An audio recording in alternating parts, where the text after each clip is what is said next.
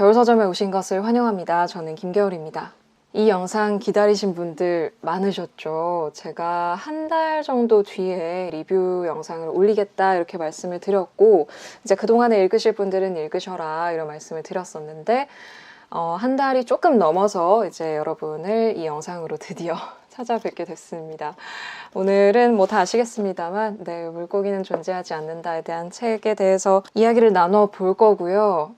사실은 이제 한 달보다 조금 늦어진 이유가 뭐 여러 가지가 있어요. 생각보다 일이 너무 커져서 저는 제가 그렇게 큰 영향력을 가지고 있는 줄 몰랐는데, 종합 베스트셀러 1위 뭐 이렇게 막 서점마다 올라가는 거예요. 물론 그게 전부 다 100% 저 때문은 당연히 아니겠습니다만, 그러면서 알게 된 거예요. 이 책이 호불호가 되게 갈리는 책이구나. 그러니까 물론 예상은 했지만 이게 이 정도로 표본이 커지니까 여러 가지 반응이 책에 대해서 나오게 됐던 거죠. 그래서 약간 그 과정에서 이제 조금 선을 넘으시는 분들이 계셔서 약간 유튜브 슬럼프까지 올 정도로 좀 많이 망설인 게 있었습니다. 이제 그래서 조금 늦어진 게 있었고요. 그리고 또 하나는 뭐 제가 여러모로 좀 바빠가지고 조금 이걸 준비하기가 좀 어려운 측면이 있었어서 그런 이유로 이제 한 달보다 조금 늦어지게 됐는데, 제가 이제 좀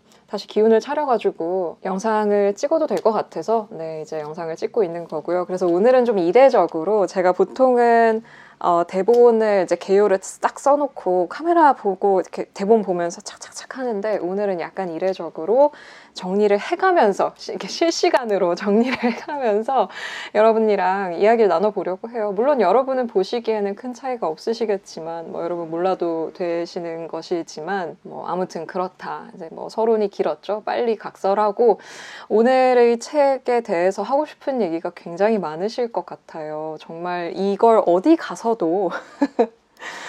얘기를 할 수가 없어서 이렇게 답답해-하신 분들 굉장히 많으셨을 것 같고, 그래서 조금 드릉드릉 하셨을 텐데, 오늘은 자유롭게 댓글에 쓰셔도 될 것 같습니다.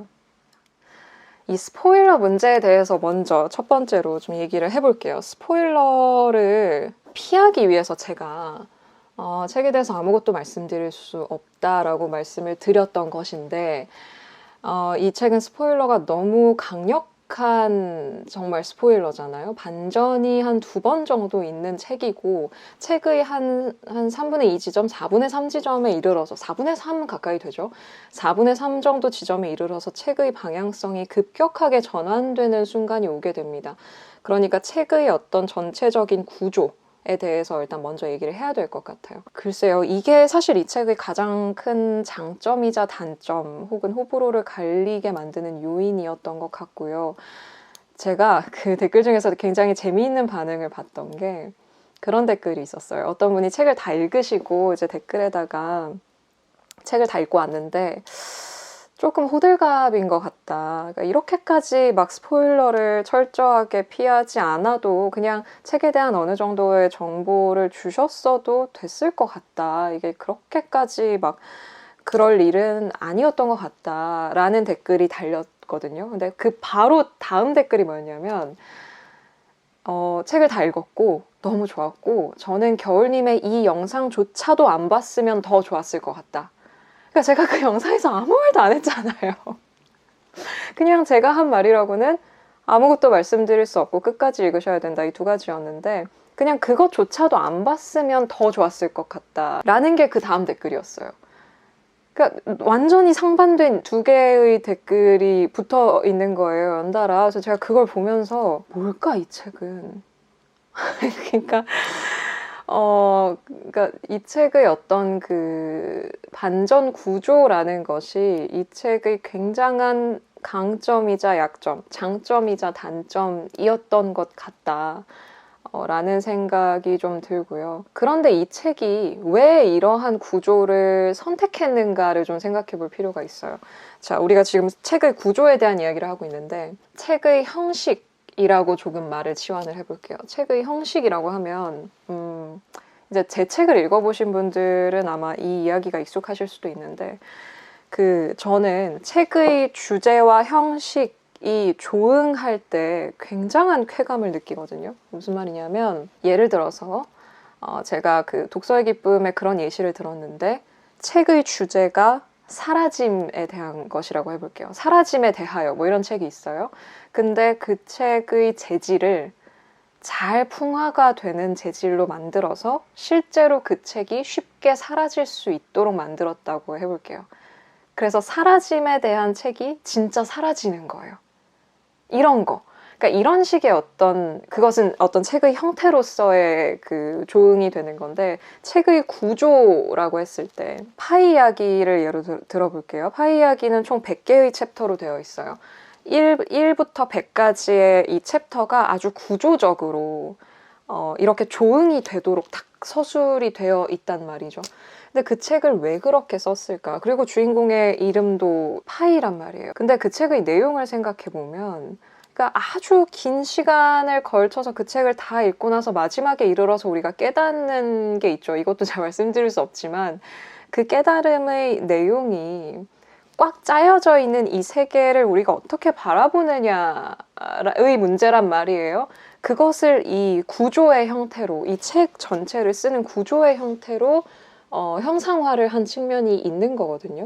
그러니까 이런 식의 어떤 내용과 형식의 조응이라는 것이 사실 어떤 예술 작품에 있어서, 또 책에 있어서도 굉장히 달성하기 힘든 부분이고, 동시에 저는 굉장히 그 탁월한 부분이라고 생각해요. 그걸 해내는 게 굉장히 어렵기도 하고, 그걸 달성해냈을 때의 예술적 효과라든지 어떤 쾌감이 굉장히 크기 때문에 그런 조응이 있는 경우에 정말 잘 썼다라는 느낌을 저는 받는데, 그러면 이 책의 경우에 이 책의 구조, 이 책의 형식과 내용이 어떤 방식으로 조응을 했느냐라고 했을 때, 이 책의 주제를 그냥 아주 러프하게 얘기하면 이런 거죠. 우리가 세상을 완전히 통제할 수 없고, 이거 세상이라는 게 인간의 통제 하에 있는 게 아니고, 그리고 우리가 인간의 눈으로 어떤 자연의 것들, 이 세상의 것들을 마음대로 범주화하고 뭔가를 가르고 분류하고 했을 뿐이지, 사실 그것은 어디까지나 인간이 임의로 설정한, 그러니까 통제할 수 없는 삶을 통제하기 위해 설정한 가상의 어떤 분류이지, 인생이라는 것이, 세상이라는 것이 그렇게 인간의 통제하에 들어올 수 없다.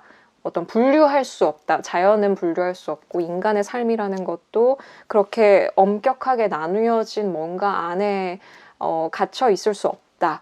라는 것이 아주 러프하게 말하면 이 책의 주제가 될 텐데, 그럼 이 책의 구조를 생각해 보자고요. 이 책이 쓰인 방식을 생각해 보면, 이 책이 선택하고 있는 방식은 에세이임에도 불구하고 에세이만은 아닌 거죠. 그러니까 소설스럽고, 뒷부분은, 앞부분은 전기스럽고, 어떤 면에서는 에세이 같기도 하고, 어떤 면에서는 되게 뜬금없고 일기 같기도 하고, 어떤 면에서는 다큐멘터리 같기도 하고, 그러니까 뭔가 하나로 정의할 수 없는 형태로 글을 썼어요. 이것은 100% 의도된 것이라고 봐야 되겠죠. 그러니까 어떤 임의의 카테고리 안에 인간을, 삶을, 세계를 구겨넣을 수 없다라고 말하는 책을 굉장히 엄격한 장르 안에 구겨넣은 글로 쓴다면, 사실은 그것 자체가 하나의 모순이 될 수밖에 없는 거잖아요. 그 형식과 내용이 의도적으로 조응하는 형태로 쓰인 글이라는 것이고, 그것이 달성하기 굉장히 어렵다는 점에서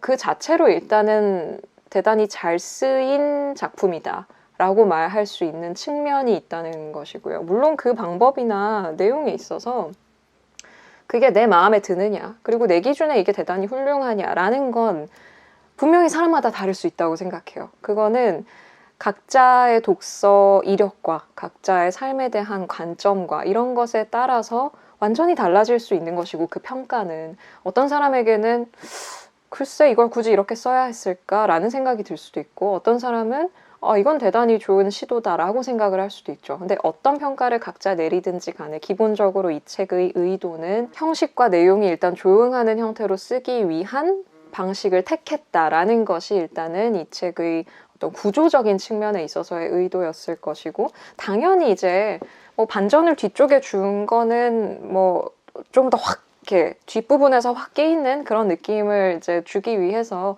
그런 식의 방식을 쓴 것인 동시에 최근에는 상당히 많은 책들이 장르를 가리지 않고 장르를 구분하지 않고 추리소설의 문법을 따르는 게 약간 트렌드라고 할 수 있어요. 에세이가 됐든 뭐가 됐든지 간에 전기가 됐든 뭐가 됐든지 간에 사실 추리소설의 문법으로 거의 모든 글을 쓰는 것이 모두가 그렇게 쓴다는 게 아니라 일종의 어떤 하나의 트렌드 중에 하나라고 볼 수 있는데요. 그런 것을 따라간 어떤 흔적일 수도 있겠죠. 근데 어쨌든 간에 그러한 어떤 구조를 선택을 한 것이고 그 속에서 개인의 삶과 어떤 과학자의 삶을 교차시킨 것 역시도 마찬가지의 맥락에서 바라볼 수 있겠죠. 자, 그래서 일단 스포일러부터 시작을 해서 책의 구조에 대한 부분을 먼저 이야기를 나눠봤습니다. 자, 이제는 내용으로 좀 들어가 볼게요. 자, 이 책의 내용은 사실은 이 책의 주제는 그다지 새로울 것이 없습니다. 이 책의 주제는 다른 책에도 이미 수없이 많이 쓰여 왔었고 우리의 삶이 통제될 수 없다는 사실을 우리가 자꾸 잊어버리긴 하지만 그런 주제의 책은 많이 쓰여 왔었거든요.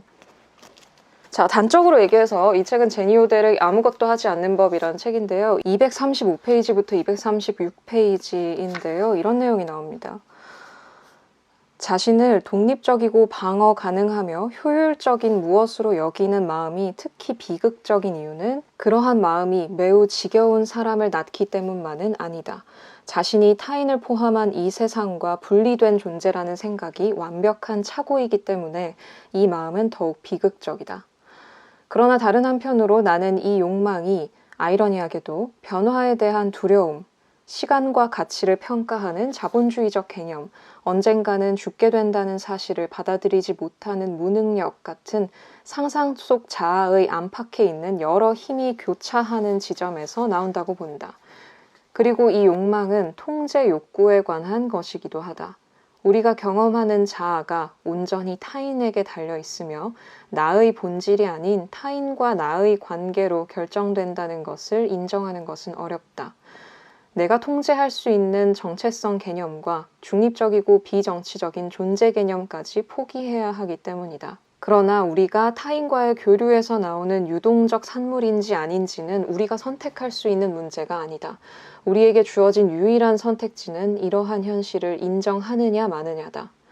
통제권을 잃는 것은 무서운 일이다. 그러나 내가 보기에 거짓된 자아의 경계 개념을 포기하는 것은 개념상은 물론이고 현상학적으로도 타당하다. 자아 같은 것이 존재하지 않는다는 뜻이 아니라 조금만 깊이 생각해봐도 자아의 시작과 끝이 어디인지 정확히 말하기 어렵기 때문이다. 비슷한 맥락의 이야기라고 할 수 있죠. 그런데 생각해보면 일단 이 통제 욕구, 인간의 어떤 분류 욕구에 대한 이야기를 좀 해봐야 될 것 같아요. 자, 이 책의 메인 테마 중에 하나, 이 책의 매우 핵심 중에 하나는 진짜 실제로 물고기가 존재하지 않는다는 것이죠.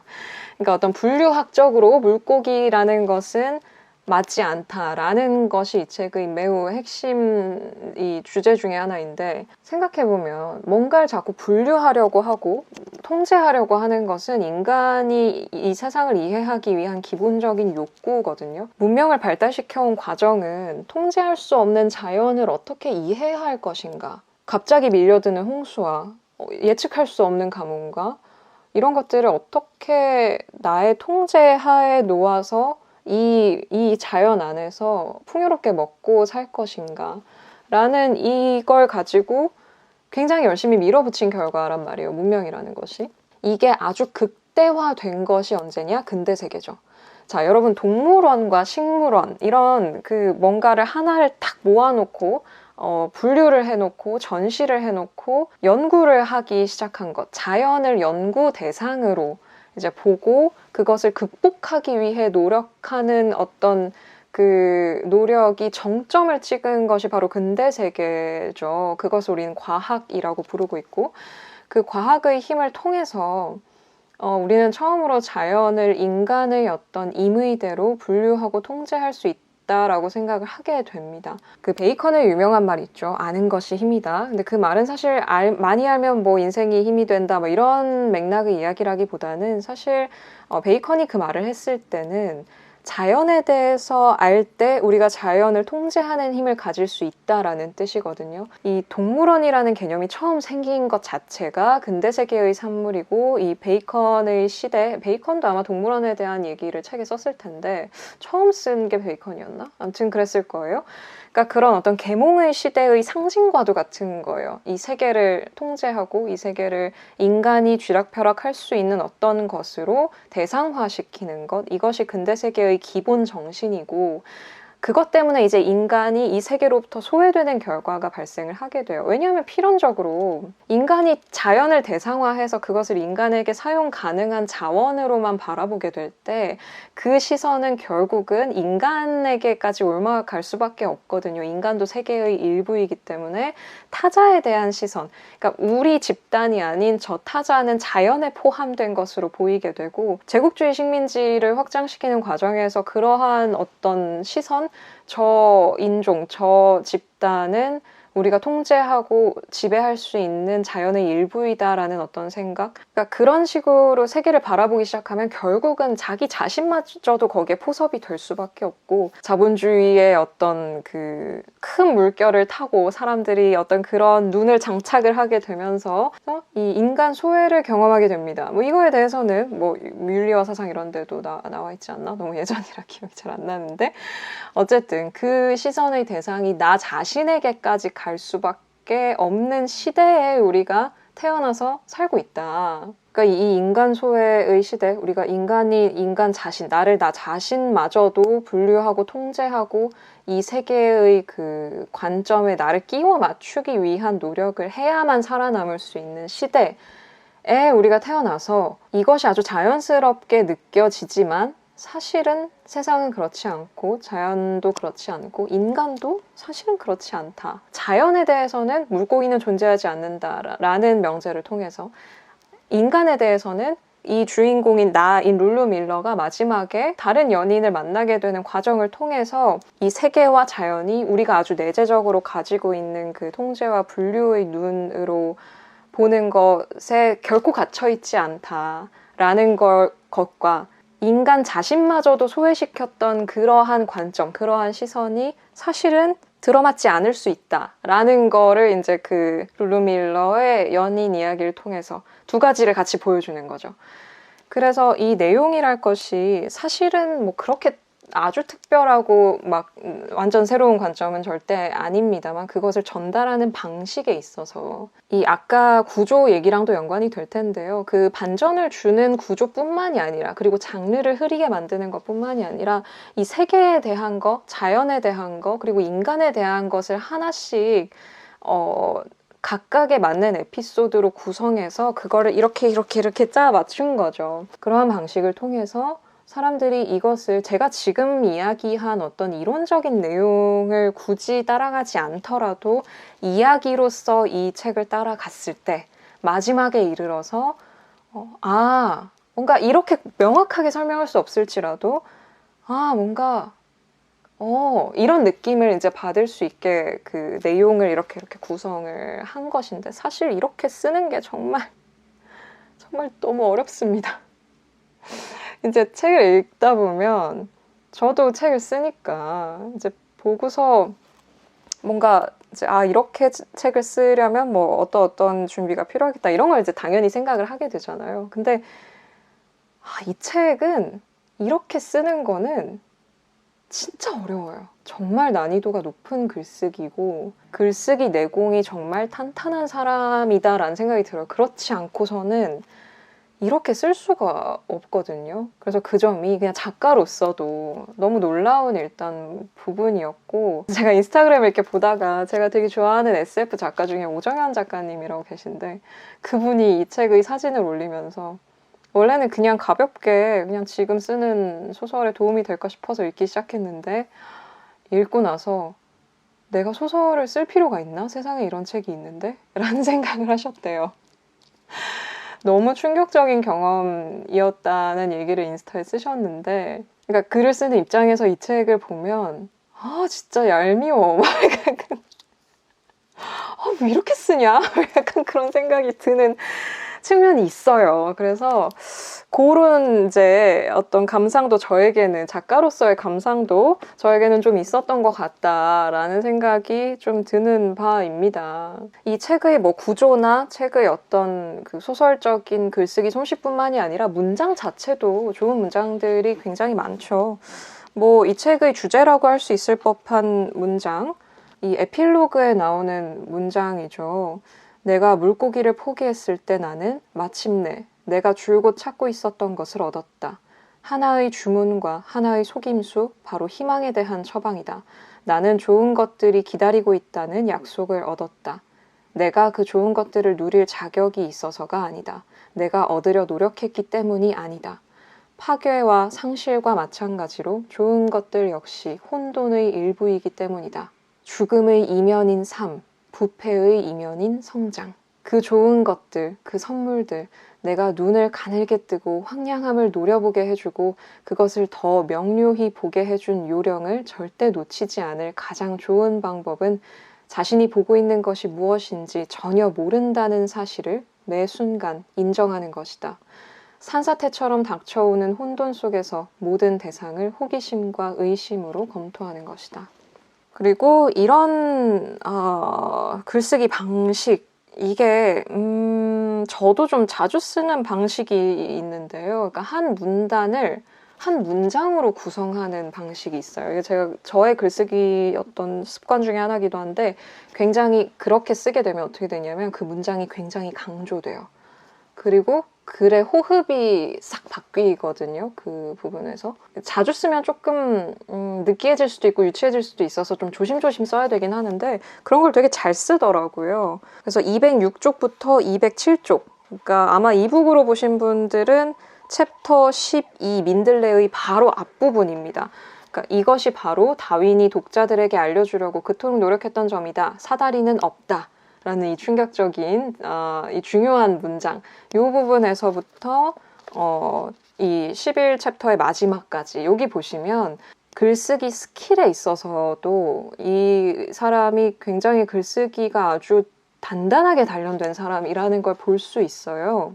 확실히 훈련이 많이 된 기자라는 게 확 느껴지고요. 그래서 라디오랩을 들으신 분들은 기대치가 어느 정도 있으셨던 것 같은데 약간 그런 반응이시더라고요. 역시 라디오랩의 그 룰루 밀러구나, 뭐 이런 얘기를 하시더라고요.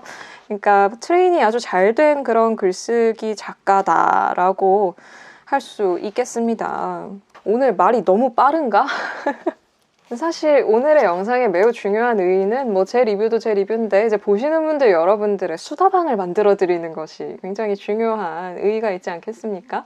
그래서 여러분의 사실 댓글 굉장히 궁금하고요. 저로서도 이 책의 미스터리, 도대체 누가 이 책을 좋아하고 누가 이 책을 싫어하는 건지 잘 모르겠어요.